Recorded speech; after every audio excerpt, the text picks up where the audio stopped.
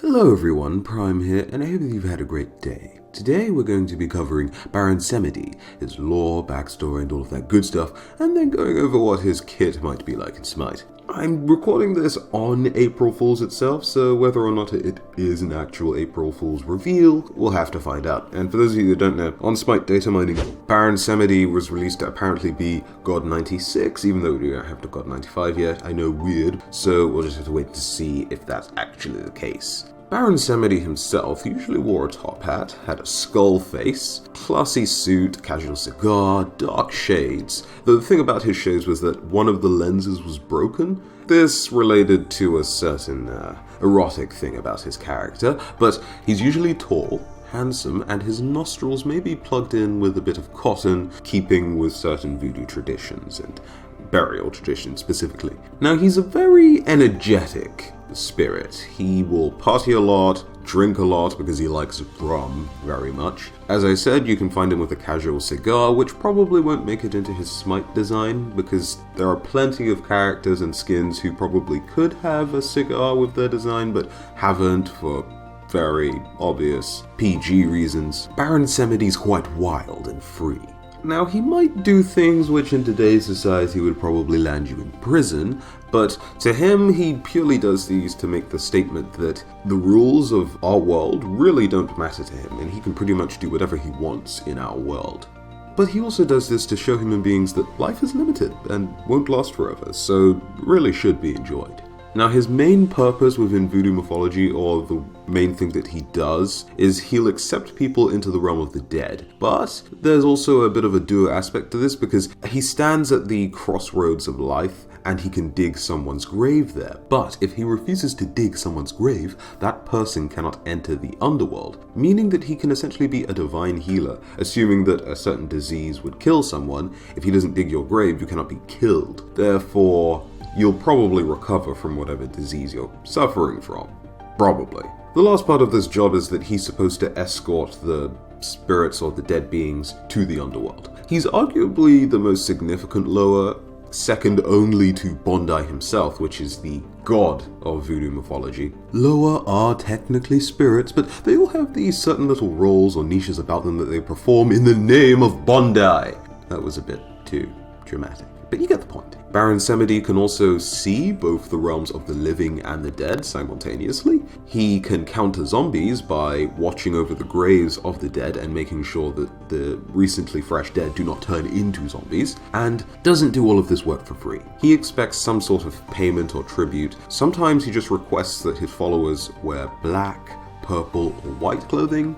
Other times he expects cigars, rum, food, things of that nature. Now, he's the head of the Ghede family, or Ghede family, one of the largest lower families in voodoo mythology.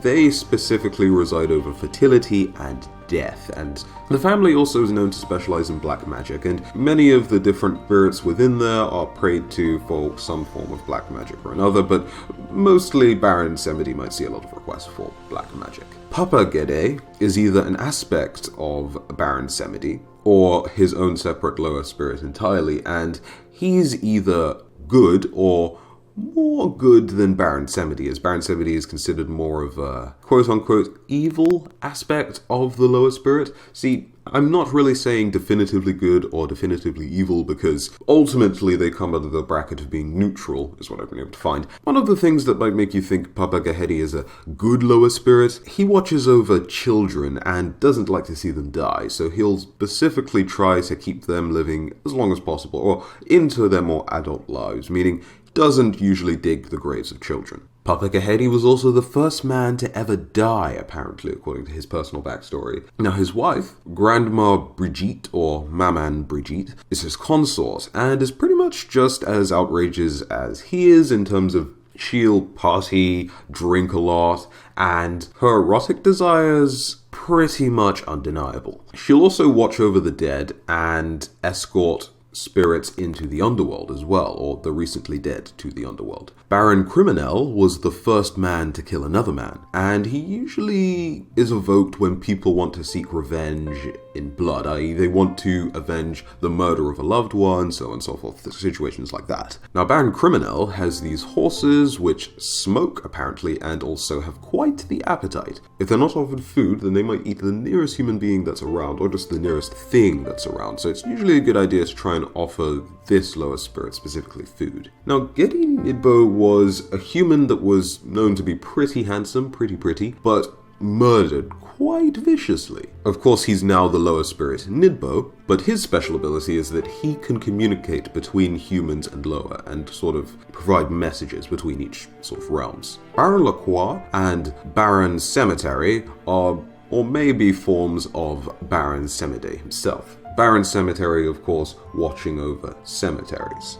Now, in terms of the Smite kits, thematically, they might be a lot like Apwash, because Apwash in Smite, his Smite representation is fairly, it's got that sense of pride, but it's also goofy in a sense. Baron Samedi is fairly nonchalant, he kind of lives with the flow, does pretty much whatever he wants, but he's also a being of death, so that has its own spice and element to it. As far as his kit, he's got ranged basic attacks, an ability much like Cerberus's one, that's being given the placeholder name Paralyzing Spit for now. That kind of reminds me of the Morgan, so perhaps he'll be sort of a frontline mage. According to his mythology and lore, he was this free-going, does whatever he wants, partying, rum-loving, erotic sort of god. What sort of mage loves to get up close and personal and do a lot of damage partying with his foes? Alquang, the Morgan, Hades, they like to get up close. They're fairly frontline-ish, they're not exactly tanky, but they'll do what they do up close. So that from that standpoint, Samedi being a close-range mage seems fairly plausible to me. Now, he most likely will be a ranged mage, even though I want him to be a mage assassin. His ultimate has a decent range to it. He's got a lot of projectile skills, so that probably means easy lane clear, so yeah. But he's got a lot of mummy abilities, and as we said before, he could essentially control whether or not a person would become a zombie. So that's probably where in his kit they're going to fit in that aspect of his lore. Maybe his ult will be something along the lines of he dashes to someone, tries to grab them, and then maybe can turn them into a mummy, or they'll have a clone of themselves that will come back as a mummy that will fight them. That'll be an interesting mechanic. And Hi-Rez has been experimenting a bit more and more of every god release. Some gods might not have necessarily been amazing breakthroughs, but they're getting more and more tricky with some of these new gods in their kits, so I've got pretty high hopes for Baron Samedi. But that's just my speculations. I'll leave a link to the Datamine post in the description, and see what you think and let me know what you think. Do you think he'll be a sort of ranged mage, mage assassin, or do you not even think he'll be a mage at all? A lot of his basic attacks and his abilities seem to do magical power, so he'll definitely either be a mage or a guardian. That seems about as much the data mining post can confirm. Yeah, tell me all your thoughts about Baron Samedi and what we've discussed. Do you like that he'll be starting off the Voodoo Pantheon, assuming that he is starting off the Voodoo Pantheon and this isn't an April Fool's joke? So that was the video on Baron Samedi. If you enjoyed, go ahead and leave a like, and of course if you're new to the channel and want to see more content like this, well, you need to hit that beautiful subscribe button. Now, I'm also going to be coming out with a few other videos, possible voodoo gods, or rather lower, that could be put into Smite. And also, if you want to know a bit more about the Voodoo Pantheon, I've already made a video covering pretty much everything you need to know about the Voodoo Pantheon. I'll leave that in the description. But this has been everything you need to know about Baron Samedi, his lore, his story, and his mythology. So, until the next video, have a very good day. I have been Prime, and I'll see you in the next one. Let's seriously hope this isn't an April Fool's joke. Bye-bye.